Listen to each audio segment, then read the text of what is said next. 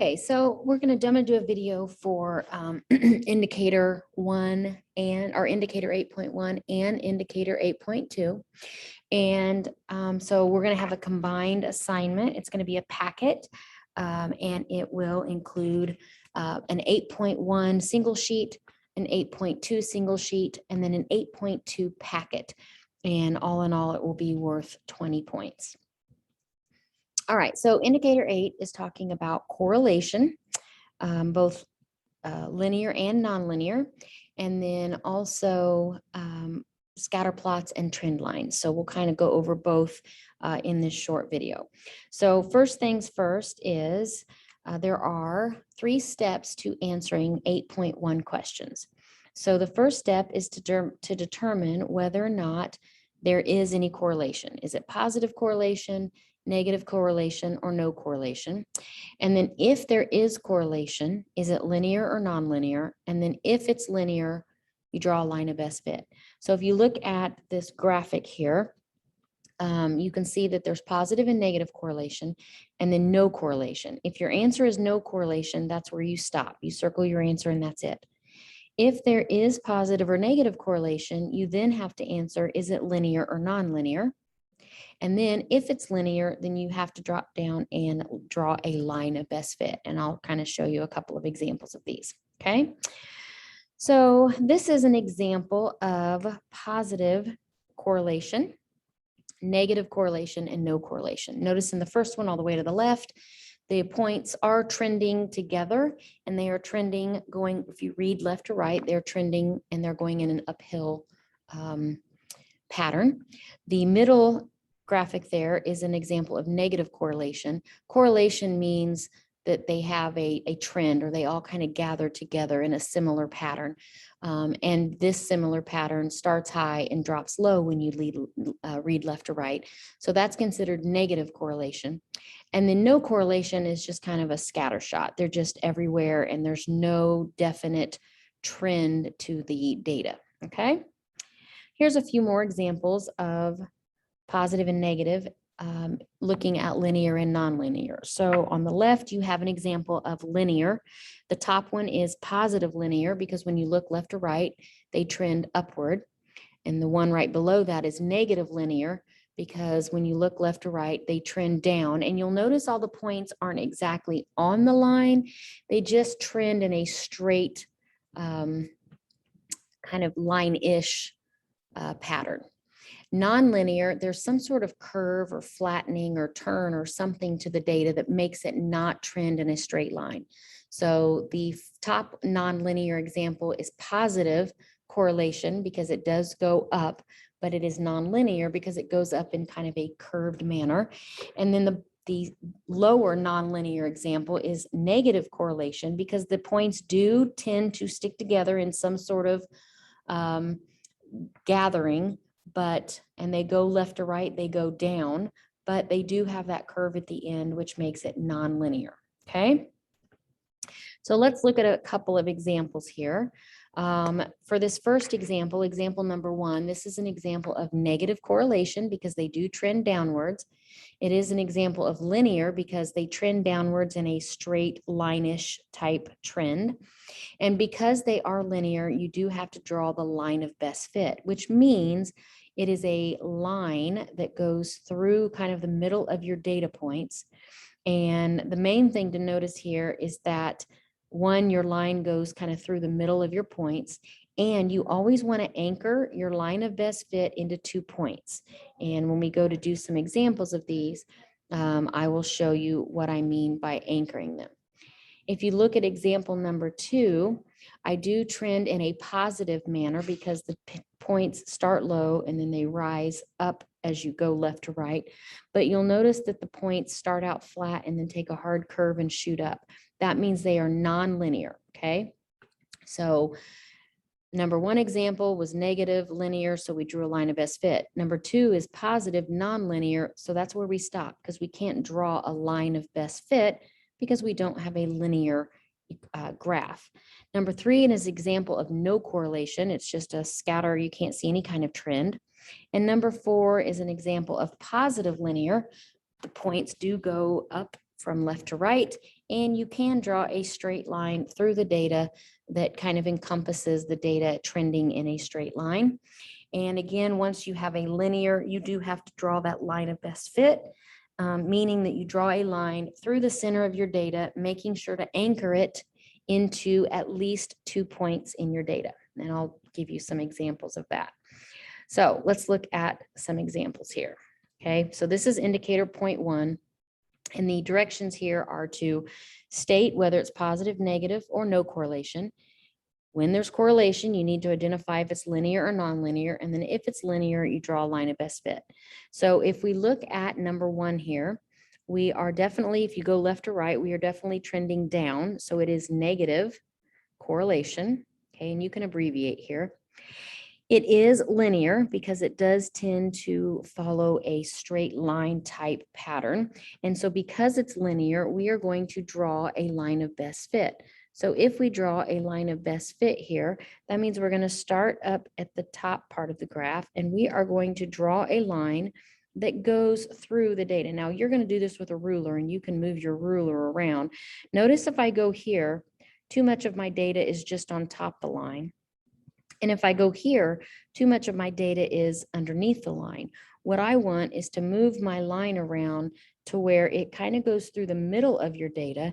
And then the last thing you do is you come back and you identify what are your anchor points. This is an anchor point, and this is an anchor point.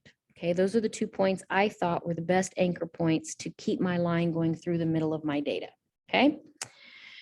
Number 2 is an example of positive correlation, because when you look at it left to right, the data is definitely trending upwards, but it is non-linear because you cannot draw a straight line through that data. And if I try, right, if I try to draw a straight line here, if I put my line here, there is nowhere where I can put this line where it goes through the heart of most of my data, right? It just doesn't work because my points curve too much. So that means there is no line of best fit. Okay, so we don't draw one. All right, number 3 is an example of no correlation, okay, because it's just kind of a scatter shot. Number 4 is positive correlation because it's definitely trending uphill, and it is trending in a linear pattern. And because of that, we have to draw our line of best fit. So we anchor here, and you can move it around a little bit, right? You could anchor it through this point here. You could anchor it through this point right here.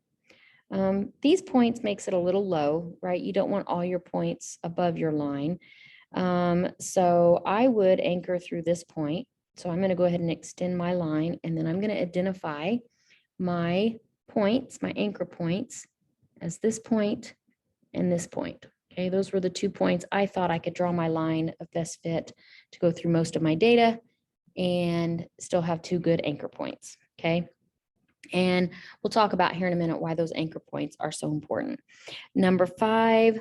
Okay, we have negative correlation because we are trending downhill, but we are non-linear because we cannot do a straight line through our data. Number 6 is example of no correlation because it's just kind of a scatter shot. Number 7 is negative correlation because it's trending downhill, and it's definitely linear, and it's really a tight linear correlation, meaning that you're going to draw a line basically almost right through the middle of your data. You start here, and I'm using this one right here as an anchor point. And then really any of these works as an anchor point because they're all so tight as far as correlation. So I'm going to identify that and that as my anchor point. Number 8 is positive correlation because it's trending uphill, but because, and you'll notice, right, it kind of takes this turn. That's what makes it nonlinear. Okay, so you are not going to have any kind of line of best fit. Erase that. Okay. All right. The other thing you're going to be asked to do is you're going to be asked to construct a scatter plot. Up here, we were given the points already plotted. Here, I'm going to do this example where we are actually going to plot the points. So if I plot the points, I've got the point 10, 900. Notice that I don't have a 900 on my y-axis. This is my x-axis. This is my y-axis. the point 10, 900, I can go over to 10, but when I go up to 900, I just have to get it just below 1,000 because I don't actually have 900 on my graph, but I know 900 is about there. 20, 1100, again, I don't have an 1100, but I know it's just above 1,000. 30, 1200, again, just above 1100. 40, 1900, well, I don't have a 1900, but I can make it just below 2000. 50, 2400, I can go over to 50 and up to 2400. And I put a point just under 24 or 2500. And then 60, 3100, well, I go over to 60 and up to 3000, and then just a little above 3000 is going to be 3100. And there's 2 points there. I don't have to plot them both. And then 73,000 is my next point. So over to 70, up to 3,000. I can put that one right on the line because that's a good cross line. And then 80, 3,900. Well, 80 and 3,900. 3,900 is going to be just below 4,000. And then 100 on the X, and then up to 4,400 on the Y, which is just below 4,500. Now, this is definitely a positive correlation, and it is linear because all of the points do trend in sort of a straight line there. And when I draw my line of best fit, I can anchor it through this point right here, and then I can pick another point here to anchor it through, kind of playing with my line a little bit, right? Wanting to get it right through the heart of my data. I'm going to use this point right here as my second anchor point. And that puts my line going through my data. And kind of my pen on my computer is a little off, but that was my anchor point. And this was one of my anchor points.